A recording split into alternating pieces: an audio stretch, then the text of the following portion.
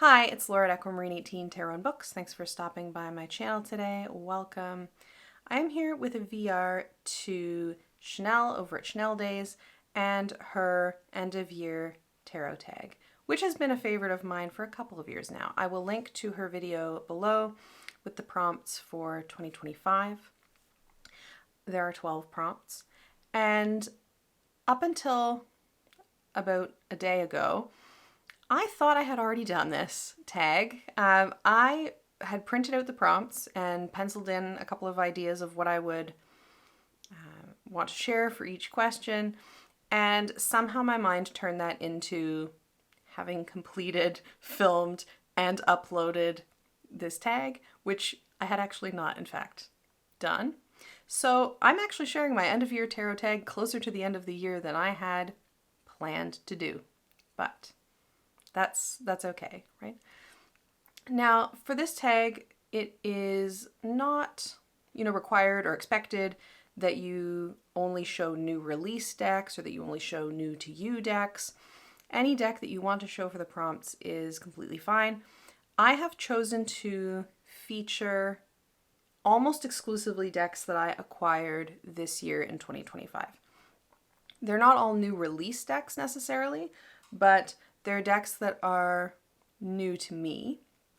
And this represents almost all of the decks that I brought in 2025. They've found their way into this tag somewhere. So this is also kind of doubling as a, decks that I added to my collection that I'm excited about over the past year. Question number one, or prompt number one, is the deck you loved using the most this year. For this prompt, I went strictly quantitative. I have been keeping track in my journal of which decks I've used on each day. Each time I use a deck for a reading, I write down that deck's name. So I actually have a tally of which of the decks in my collection I have used and how many times. So I thought I would show the tarot and the oracle. Counting January to November. I haven't tallied up December yet because we're still in December.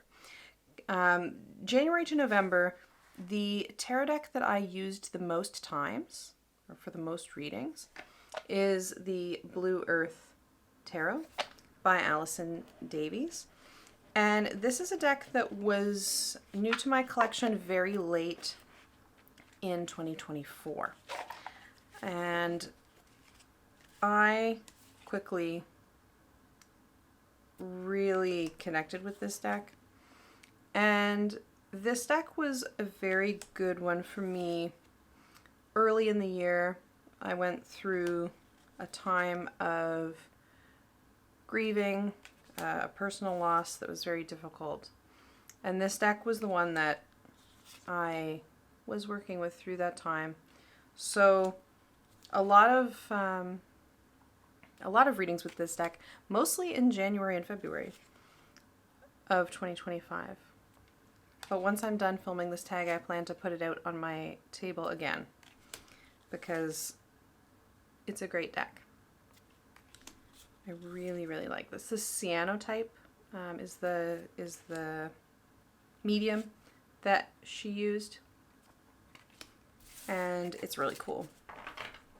So that is the tarot deck that I used the most times in 2025, which is how I'm choosing to interpret deck you loved using most. Like, I loved using it the most times in a reading. The oracle deck that I loved using the most in 2025 is also a new to me deck, and that is the Bloodlands Oracle. This is a mass market deck. The creator's name is Amory Abbott, and this is a black and white nature-based deck. And there's nothing overtly druidic about this deck, but it feels very much like a deck that fits with my druid practice, very seamlessly. There is a stone circle in it. And the book is good. The art is stunning. It goes with lots of things in my collection in terms of pairing with tarot. So the Bloodlands Oracle is the oracle deck that I've enjoyed using the most this year. Question number 2 is the most recent addition. And I have 2 decks here to show you again, a tarot and an oracle. I kind of thought about, depending on how I would interpret the question, one of these would be the answer, so I just figured I would show both. The most recently received deck for me, like the one that came the most recently to my house, into my hands, new to me, is My Friend Fire by Mari in the Sky, the companion deck to the Gentle Tarot. And I have a walkthrough of this deck and kind of first impressions up on my channel already. I haven't worked with this a ton because it did kind of just arrive not so long ago, but it is one that I've been waiting eagerly for. And Wildfire is a summery element for me ultimately. I'm looking forward to working with this deck sooner than later because it is really, really beautiful. So this one, is a new to me deck. I did back it on Kickstarter, quite a long while ago, though. So I also wanted to show my most recent deck purchase, which could be another way to think about most recent addition. And the most recent purchase for me is the mass market edition of the Lubanco Tarot by E. Lubanco. And this deck is kind of both new and not new to me. It's not new to me in that I do have the indie version of this deck, but this physical copy is new to me. And I'm really happy to have it because my indie copy is definitely, showing signs of wear. And of course the indie is out of print, so I'm somewhat hesitant to kind of throw it in my backpack and take it around and, get it out at the pub to do readings with friends. But having a mass market copy means that I can work with this deck in that way, which I'm really happy about because I know that a lot of my friends would like this deck. So that is my most recent purchase, the mass market Lubanco. And I got it pretty much as soon as it was published and became available, which I think was either late October or early November, somewhere in there. Question number 3 is a deck that isn't your usual style, but you're vibing with it. And I knew right away what deck I would show for this, and this is a deck that I am obsessed with. I love this deck. And it is very much not,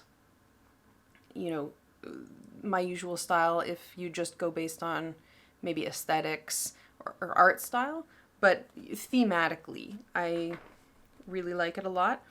And that is the Lineages of Change Tarot. And this deck is mass market, but on a small press, a small publisher. This is, I want to say AK Press put this out. I'm checking in the book. AK Press put this out. AK Press is an anarchist publisher. I've, bought and read many of their nonfiction book releases over the years. They've now put out a couple of tarot decks. This is a collaborative deck. And there's a theme running through the deck of Octavia Butler's work, particularly but not exclusively the parable books. The book is, again, really good. There's an element of pairing herbs with the different cards in the book, which is really nice. The book is a large, physically large book, and each card has keywords and a write-up and a quote and a plant, so you get a lot You get a lot. It comes with a bag. I want to get a different bag for this because it's really big so that you can carry the book with you, but I'd like to get something a bit more protective for the deck. But this is not my usual style. I don't tend to gravitate towards collaborative decks. I have a few, but I tend to find them disjointed in ways that are distracting. And this one is not cohesive, in my opinion. The art styles are quite varied. Like, just to pick a few cards here, you know, different types of art are used by the different artists in the deck. There's painting, there's collage, there's you know, different kinds of work that really is not typically what I would go for. And some of the art is more my style, I would say. What does the question refer? Your usual style? Some of the artwork is more my usual style, I would say, than others. And the idea of having a collaborative deck that is this diverse internally is not necessarily aesthetically what I would go for normally, but this deck is amazing. I love this deck. I am vibing with this deck, as the question says. The next prompt is prompt number 4, favorite deck pairing. And this pairing, one of the decks was new to me this year, and one of the decks was not. But it was, you know, a pair that I was eagerly awaiting. And that is the Endless Tarot and Endless Oracle. The Endless Oracle was released first, so this one was not a 2025 release. This is an oracle that I really use a lot.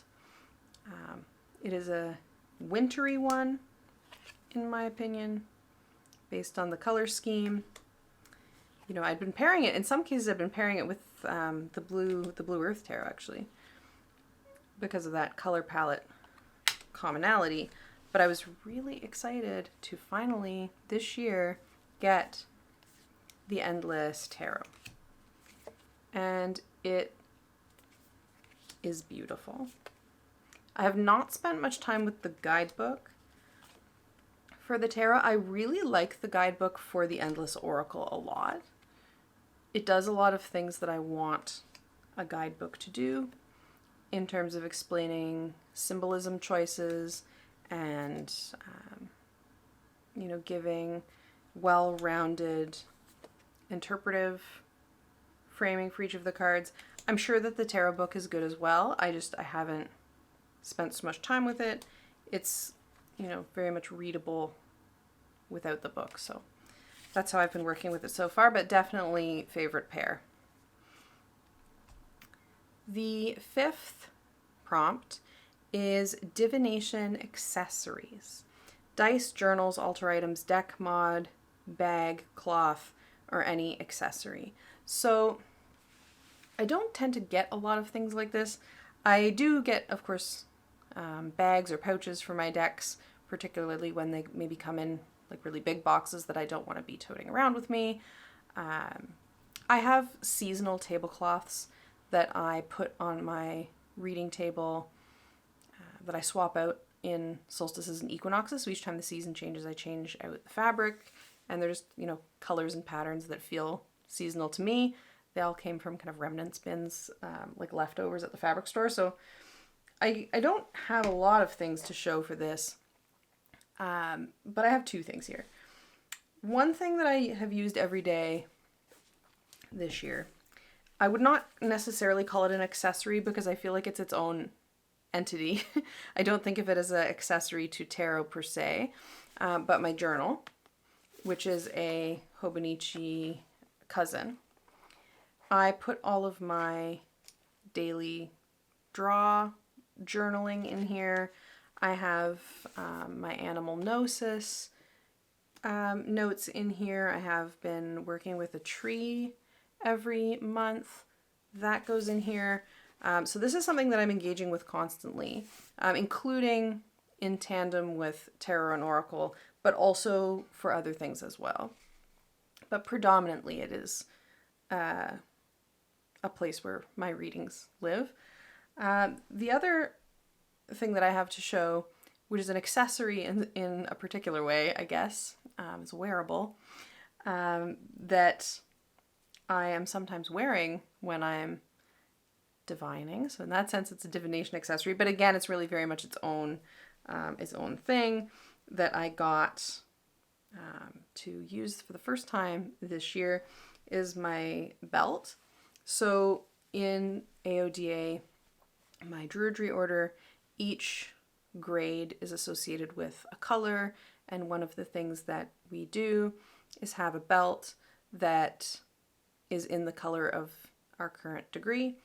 And for my last degree, and also for this one, I opted to macrame a belt for myself.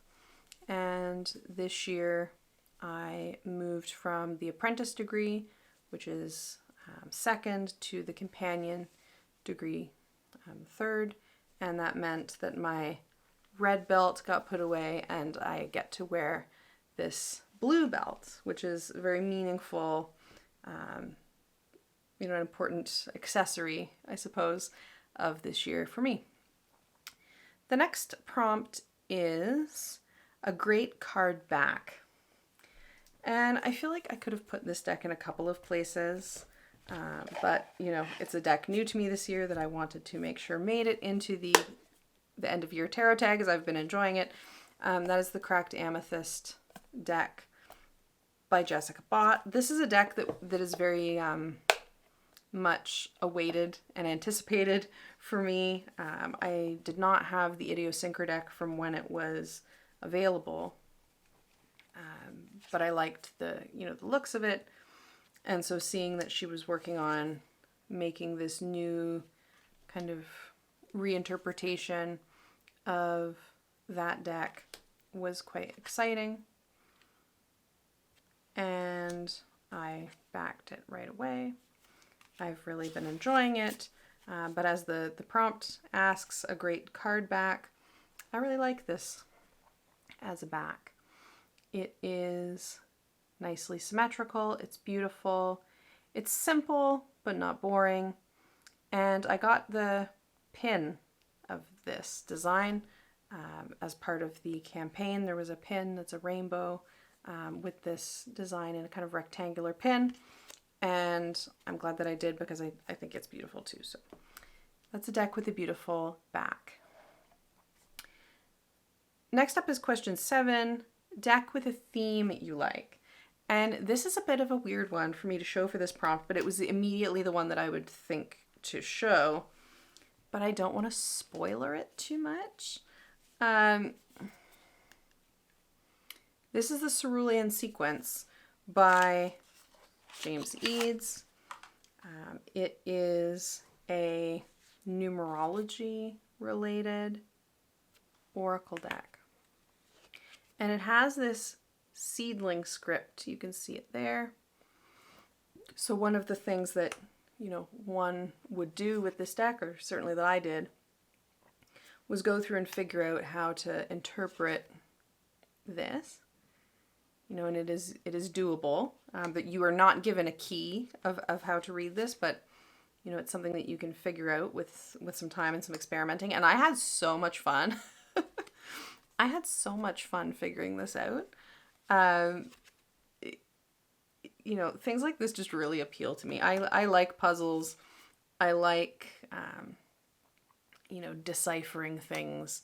And there is, of course, a theme running through this deck that I think is a really interesting choice for an oracle, and one that I think makes sense in the context of a numerology oracle, and I think that what he's done is really interesting, and is also a very workable, usable deck. I have a lot of blue decks in this stack, which is interesting. So yeah, favorite deck with a theme, or theme that I like this year, that would be Cerulean Sequence by James R. Eads. The next prompt is the most beautiful deck this year. It's prompt number 8. That's really hard. That's really hard and really personal, and I feel really overwhelmed and spoiled by the beautiful decks this year and in general. But if I have to pick one, most beautiful deck this year that came into my collection that is also a new release for 2025 is Mindscapes Tarot by John Rice. This is a 80, I think it's 80 actually, 80 card deck that, you know, builds upon what was initially a majors only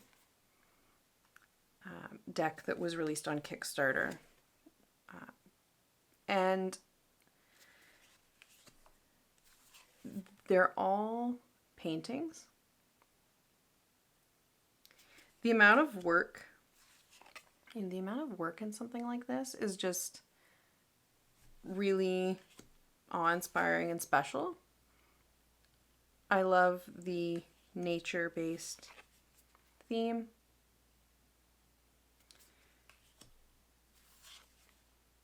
This is a beautiful deck to work with. If I had to have a gripe, it would be this cardstock, but I do not blame John Rice for that. I blame Hay House. This deck is beautiful. The colors are beautiful. The guidebook is good. The guidebook is really good.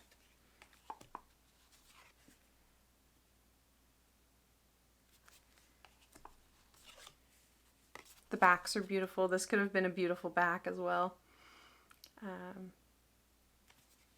The scene there, really stunning. Like, can't say really anything else about it than that. This is a beautiful deck. And I did get the majors only. I don't get a lot of majors only decks, but I was struck by how beautiful it was as a majors only, and I couldn't say no kind of thing. And I do work with the majors only deck. I've often used it for card of the year readings, but I'm really happy to have a 78 card deck in John Rice's paintings. Beautiful. Question number 9 is deck you wish existed or unicorn deck that you want. My only unicorn deck I would say at this point would be Delta Enduring Tarot.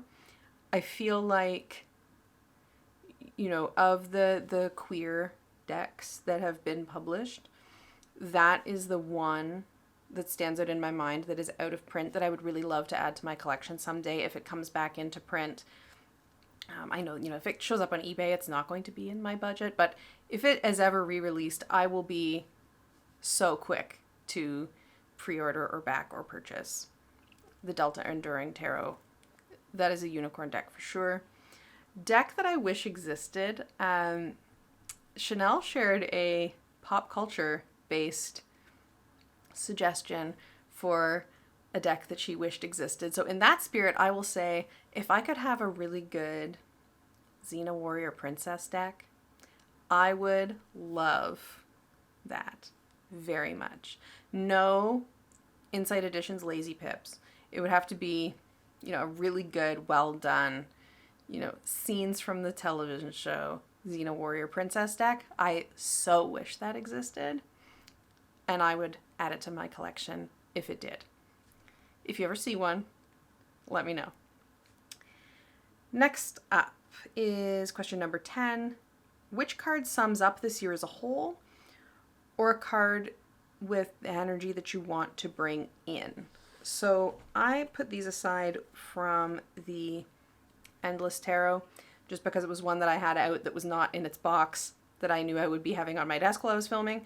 So I'm talking about these cards in a general sense and not these images in particular. The card that sums up this year for me personally, it has felt like a Nine of Wands kind of a year for me. I went on mental health leave from my job to try to, you know, prevent falling into total burnout. I had a major loss at the beginning of the year, as I've mentioned, that has really affected my capacity this year, my ability to, do the things that I love and do the things that I want to do and that I think are important, for sure. And it has just felt like a lot of pushing myself to, to keep on going and keep going with the things that I like to do, even at times. So definitely I feel the exhaustion of the Nine of Wands at this point. That's not to say that there haven't been great things that have happened this year. That's not to say that there haven't been great experiences. Absolutely there have, and I'm grateful for that. But it has been a tiring year. It has been a tough one. A card whose energy you want to bring in this year. I'm choosing to do both for prompt number 10. I feel like I would like to bring in Temperance. And I feel like this for a few reasons. I plan to talk about this a bit more in another video in terms of goals for the year ahead. But my ascendant sign is Sagittarius. My chart ruler is therefore Jupiter. Jupiter is going to be my Time Lord in annual perfections, starting at my birthday, which is in a couple of months.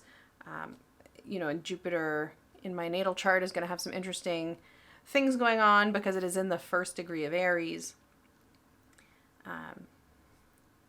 I'll explain more in another video. I know that not everyone is astrology enthused in ways that I've become. But Temperance is a card that is associated with Sagittarius. And so that feels apt for me in terms of what is going on in the sky in relation to my own chart. I also feel like I want to really experiment in 2026. I want to rejuvenate some of my creative practice. I want to nurture my Awen and my creative side this coming year, and I have some goals and some ideas around what that could look like. And Temperance is very much about that for me. I don't necessarily think of Temperance, I think, in the ways that it is always talked about in a keyword way, in terms of like temperance related to alcohol or like moderation and these kinds of things. I feel like temperance for me has to do with alchemy. It has to do with interesting combinations of things that generate something new. It has to do with bringing together different elements of yourself, or different skills, different ideas, and playing to a certain extent in a meaningful way. So Temperance is a card that I'm interested in right now, and is something that I can think of as an energy that I would like to bring in. I want to get creative in 2026. Question number 11 is tarot practice reflection. And this, can obviously look like anything. I feel like I really enjoyed my tarot practice in 2025. I feel like I've really needed my tarot practice in 2025. It's been a big source of support for me. I have maintained a daily tarot practice through 2025, with the exception of, I think, 3 days. And that's something that I plan to continue to do. It's not something that I've always done. Daily practice has really worked for me at some points in my journey and in my life, and really hasn't worked for me in others. Right now it has. And I'm just going to stick with that. It's not a resolution or anything. It's just something I'm going to stick to for as long as it makes sense for me, and maybe, shift away from when it doesn't. But it has been good for me. I've also maintained lunar cycle related tarot practice in terms of mostly using quite similar spreads that I've kind of designed from a couple of other different sources, mixing and matching kind of spread positions as I wanted. having readings on each of the lunar phases.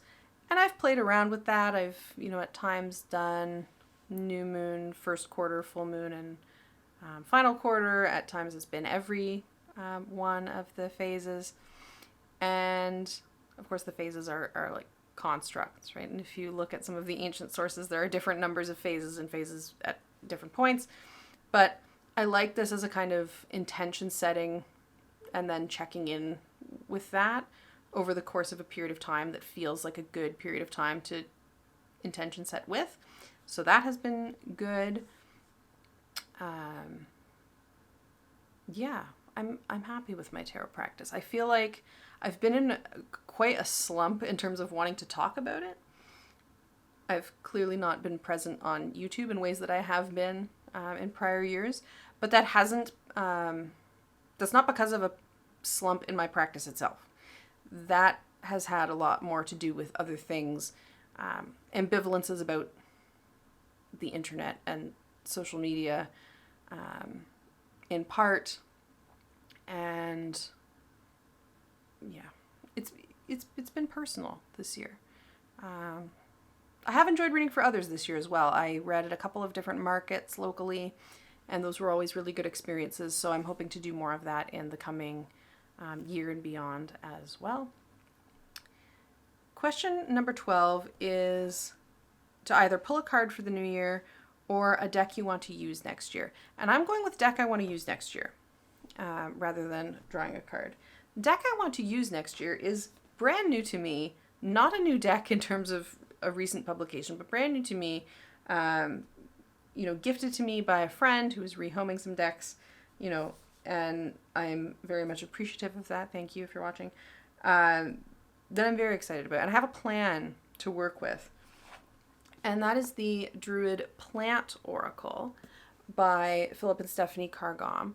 I have had the Druid Animal Oracle for quite some time and have, really enjoyed that deck. I've been very happy to have it in my collection.